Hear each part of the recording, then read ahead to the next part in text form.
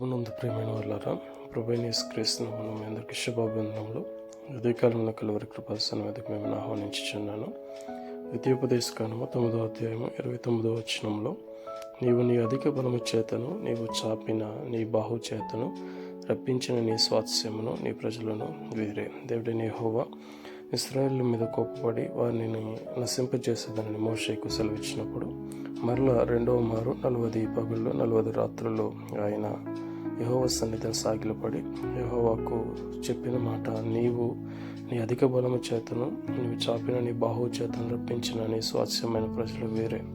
వారు ఆ ఈజిప్టులో ఉన్నప్పుడు వారి ఎడల కనికరపడి వారి పితరులైన అబ్రహాము, ఇస్సాకు, యాకోబులతో చేసిన వాగ్దానంను నెరవేర్చడానికి, స్థిరపరచడానికి రప్పించిన స్వాస్థ్యం కనుక వారి పట్ల నీ కృపను విస్తరింపచేయమని వేడుకున్నప్పుడు దేవుడు కృప చూపినట్లుగా మనం చూస్తున్నాం. ఆమేన్.